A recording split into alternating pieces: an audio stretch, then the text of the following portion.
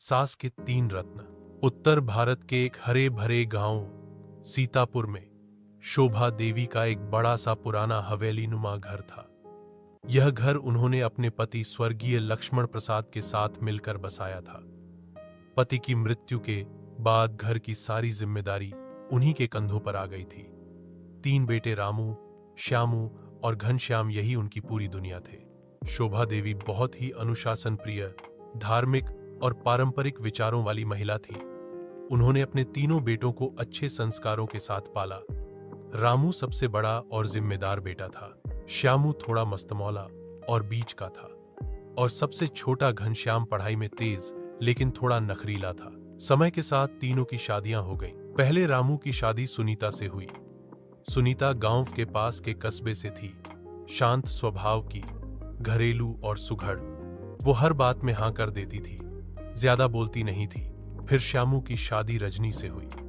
रजनी पढ़ी लिखी, तेज और स्पष्ट वक्ता थी।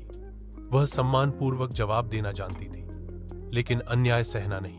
अंत में घनश्याम की शादी कविता से हुई। कविता शहर से आई थी, शिक्षित, स्वतंत्र सोच वाली, नए जमाने की लड़की। वह खाना बनाना सीख रही थी, पर तकनीक और किताबों की शौकीन थी। शोभा देवी ने सोचा था कि तीनों बहुएं एक जैसी होंगी, पर जल्द ही उन्हें समझ आ गया कि हर बहू एक नया रंग है। सुनीता सुबह 4 बजे उठकर नहाकर पूजा करती, चुपचाप सास के कहे अनुसार काम करती। उसे कभी किसी से शिकायत नहीं होती। रजनी सुबह 6 बजे उठती, पहले सास ससुर को प्रणाम करती, फिर घर के काम संभालती। अगर सास की बात उचित होती तो मानती, अन्यथा विनम्रता से अपनी राय देती।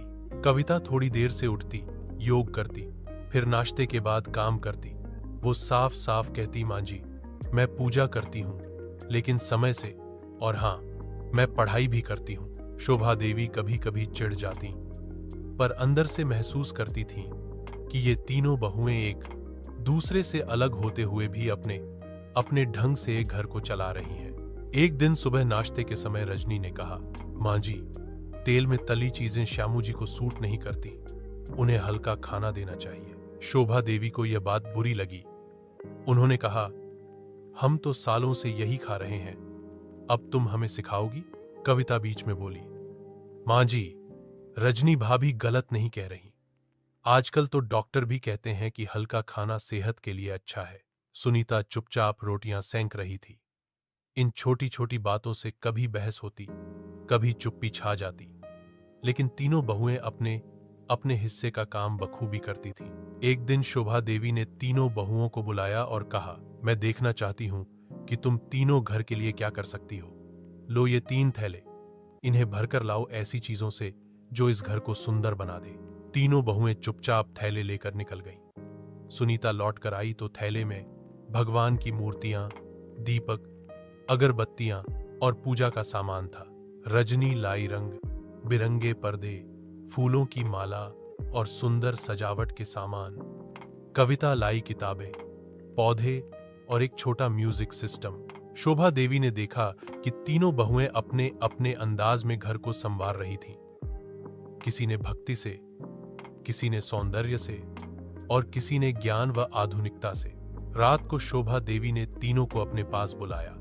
बेटियों, उन्होंने कहा, मुझे लगा था कि सिर्फ एक ही बहू मेरी पसंद की होगी, पर आज समझ आया कि तुम तीनों मेरी ताकत हो। सुनीता, तुमसे घर में पूजा पाठ और शांति बनी रहती है। रजनी, तुम्हारी समझदारी से घर व्यवस्थित है, और कविता, तुम्हारी सोच से घर में नया जमाना आया है।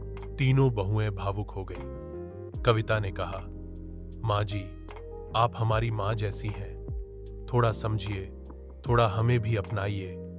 हम सभी आपसे सीखना चाहते हैं। कुछ ही दिनों बाद शोभा देवी की तबीयत अचानक खराब हो गई।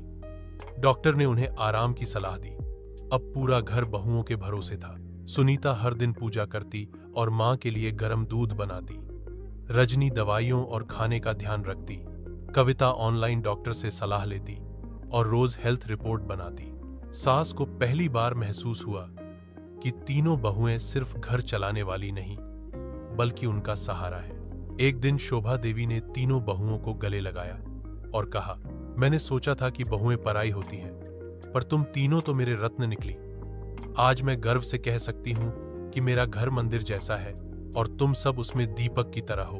अब घर में न कोई कड़वाहट थी, न तकरार। सास ने बहुओं को सम्मान देना सीखा और बहुओं ने सास को मां की तरह अपनाया। हर इंसान का तरीका अलग होता है, लेकिन जब दिल मिलते हैं तो घर मंदिर बन जाता है।